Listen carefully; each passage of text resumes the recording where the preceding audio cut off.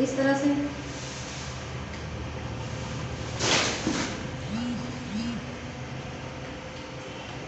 चारों तरफ पूरा फिंगर लाइक प्रोजेक्शन निकल जाते हैं, हेयर लाइक, जिसको हम लोग कहते हैं क्या है, कोरियोनिक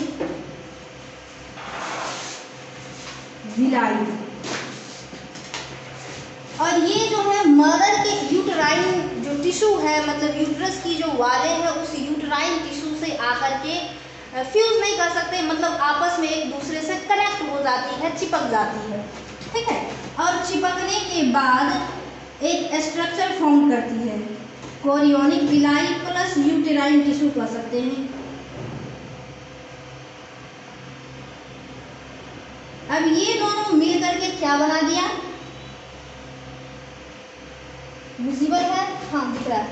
चलो, ये कोरियोनिक विलाई और यूटेराइन टिश्यू दोनों मिल करके एक कह सकते हैं स्ट्रक्चरल और फंक्शनल यूनिट को फॉर्म कर दिया, जो जिसको हम लोग क्या कहते हैं, प्लेसेंटा। प्लेसेंटा जो है बेबी का स्ट्रक्चरल और फंक्शनल यूनिट है, जिसके फंक्शन को हम लोग आगे देखेंगे, ठीक है। अब ये finger like projection uterine wall से चिपक करके मिल करके प्लेसेंटा बना दिया। अब क्या होता है, ये जो इनर मास वाला पार्ट था, इनर मास वाला जो पार्ट था वो चेंज हो जाता है, इस तरह का स्ट्रक्चर फॉर्म करता है। देखो क्या नेचर का दिया हुआ है, एक सेल था, सेल इस तरह से डिवाइड करते गए और 9 मंथ के बाद एक लंबा चौड़ा आदमी हम लोगों को दिख जाता है। तो चलो देखते हैं।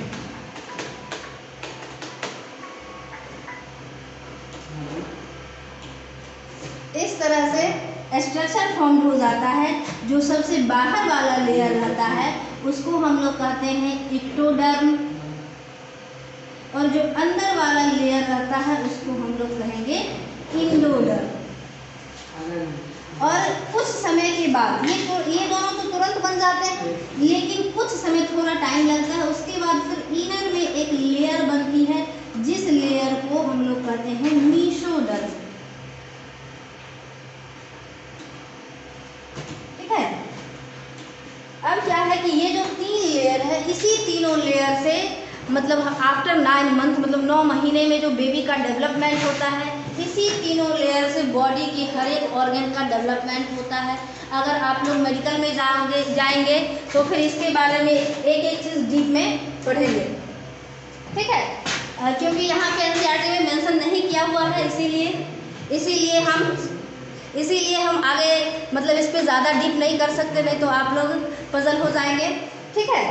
अब क्या है कि ये तीनों चीज़ तो बन गई, तीनों लेयर बन गई, एक्टोडर्म, एंडोडर्म और मीसोडर्म। इन्हीं तीनों लेयर से आगे ऑर्गन का डेवलपमेंट होना है। और फिर क्या होता है कि एक रस्सी के लायक, एक कॉर्ड लाइक स्ट्रक्चर डेवलपमेंट होता है बेबी से, इस तरह से, जो जाकर के मदर की यूट्राइन वॉल से, इस तरह से यूट्राइन वॉल से चिपकने का काम करती, चिपकने का नहीं मतलब दोनों को एक दूसरे को कह सकते हैं, मतलब एक दूसरे को मिलाने का काम करती है, ताकि जो मदर है, मदर के ब्लड से न्यूट्रिशन मिल सके। किसको? जो डेवलपिंग फेटस है। फेटस का मतलब हो गया कि जो माँ के वूम्ब में डेवलप हो रहा बेबी है, उसके लिए हम लोग एक वर्ड यूज़ करते हैं फेटस। तो उसको न्यूट्रिशन मिलाता है, न्यूट्रिशन प्रोवाइड करता है। इस कॉर्ड लाइक स्ट्रक्चर को हम लोग कहते हैं अम्बिलिकल कॉर्ड, अम्बिलिकल कॉर्ड, ठीक है, जिसको हम लोग मतलब बोलचाल की लैंग्वेज में नाभि रज्जु कहते हैं। वही हो गया। ये जो नाभि रज्जु होता है वो प्लेसेंटा से कनेक्ट हो, अब ये प्लेसेंटा से अम्बिलिकल कॉर्ड दोनों इंटरकनेक्ट होता है, जो कि मदर से जो फेटस है उस फेटस को न्यूट्रिशन प्रोवाइड करता है। चलो अब हम लोग देख लें थोड़ा सा जो प्लेसेंटा है इसका क्या इम्पोर्टेंस रोल है, मतलब क्या फंक्शन है इसका।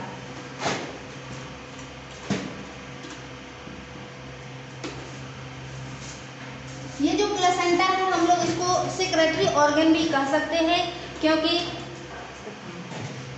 क्या होता है कि ये जो प्लेसेंटा है बहुत सारे हार्मोन को सिक्रीट करते हैं। देखिए किस किस हार्मोन को सिक्रीट करता है। HCG, ह्यूमन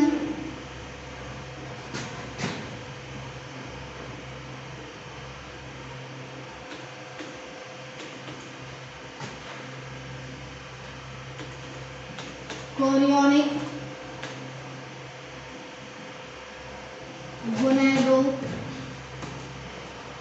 गोनेडोट्रोपिन हार्मोन, एक HPL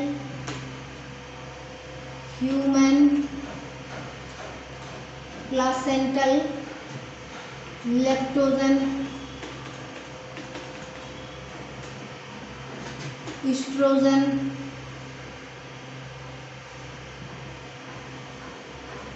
प्रोजेस्टेरॉन,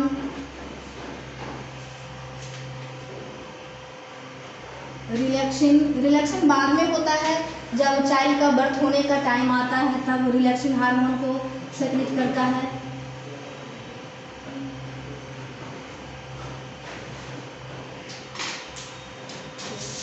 अब हम लोग क्या देखें, ये जो प्लासेंटा है सेक्रेटरी ऑर्गन की तरह वर्क करता है।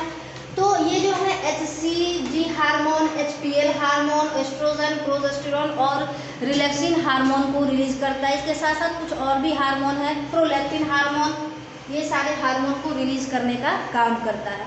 अब मन में आ रहा हो कि प्लासेंटा इन सारे हार्मोन को क्यों रिलीज करता है। तो ये जो प्लासेंटा है HCG, HPL, एस्ट्रोजन और प्रोजेस्टेरॉन हार्मोन रिलीज करेगा, ताकि वो हार्मोन जो है प्रेगनेंसी को बनाए रखने में बहुत हेल्पफुल होता है।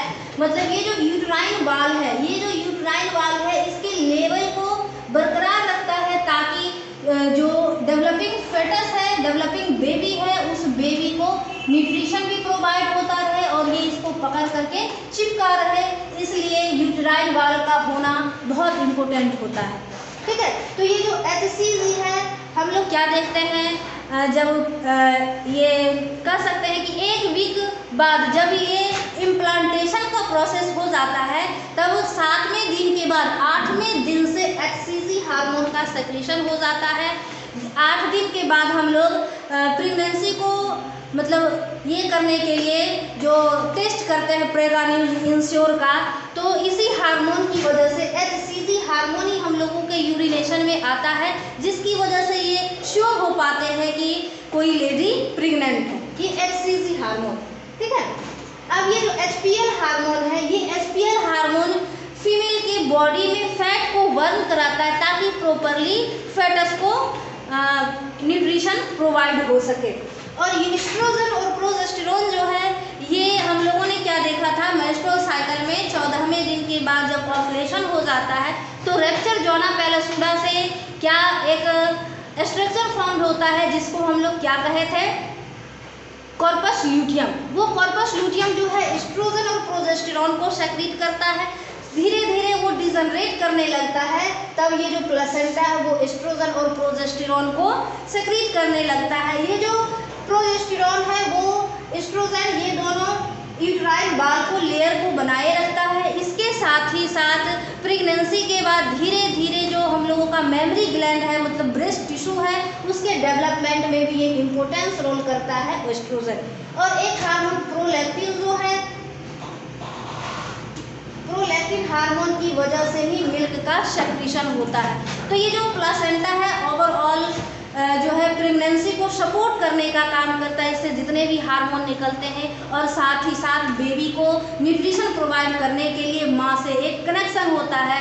तो इस तरह से हम लोग कह सकते हैं कि ये जो प्लासेंटा है वो मतलब फेटस का स्ट्रक्चरल और फंक्शनल यूनिट है। ठीक है, इतना चीज हम लोगों ने देखा। एक बार चलो आप हम लोग समरी कर लेते हैं फिर से। जब फर्टिलाइजेशन हो गया तो एग और स्पर्म मिलकर के जायगोट का फॉर्मेशन किया। अभी क्या है, एक सेल है, यही एक ऐसा सेल है जिससे पूरे बॉडी का डेवलपमेंट होना है। और इस सेल से क्या होगा, जब माइटोसिस डिवीजन हो गया तो 2 सेल्ड स्टेज कहलाया। जिस सेल स्टेज को हम लोगों ने क्या कहा, क्लीवेज कहा। और जो सेल बन गए उसको हम लोगों ने ब्लास्टोमेयर कहा। फिर 2 से 4 से 8 to 6 सेल्ड स्टेज आए। इसको हम लोगों ने एक स्पेशल नाम दिया, जिसको हम लोगों ने क्या कहा, मॉरुला सेल्ड स्टेज। फिर 16 के बाद 32 सेल्ड स्टेज। 32 सेल्ड स्टेज एक स्पेसिफिक रूप से अरेंज हो गया, जो पेरिफेरी पार्ट में, सर्कल के पेरिफेरी पार्ट में, उसको हम लोगों ने ट्रोफोब्लास्ट कहा। जो सर्कल के अंदर छोटा सा सर्कल बनाया उसको इनर सेल मास, और फिर बीच में कैविटी जिसको ब्लास्टोसिल। इस इनर सेल मास से सारे ऑर्गन डेवलपमेंट होता है, अर्थात एम्ब्रियो का डेवलपमेंट होता है। और ये जो पूरा पेरिफेरी पार्ट पे जो सेल एरर थे उससे एम्नियन और कोरियन का फॉर्मेशन होता है। ये इसके जो बाहर वाले सेल थे पेरिफेरी वाले ट्रोफोब्लास्ट सेल पे एक हेयर लाइक स्ट्रक्चर का फॉर्मेशन हो गया, जिसको हम लोगों ने क्या कहा, कोरियोनिक विलाई। और कोरियोनिक विलाई और यूटेराइन वाल आपस में एक दूसरे से इंटरकनेक्ट हो गया, जिसको हम लोगों ने क्या कहा, प्लासेंटा। अब ये जो एम्ब्रियो डेवलप हो गया उसके कॉर्ड लाइक स्ट्रक्चर का फॉर्मेशन हो गया, जिसको हम लोग एम्बेलिकल कॉर्ड या बोलचाल की भाषा में नाभि रज्जु कहेंगे। ये दोनों क्या करता है, एम्बेलिकल कॉर्ड जो है प्लासेंटा से जुड़ करके बेबी को न्यूट्रिशन प्रोवाइड करता है। तो सबको समझ में आ गया होगा। चलो एक बार नोट डाउन कर लो।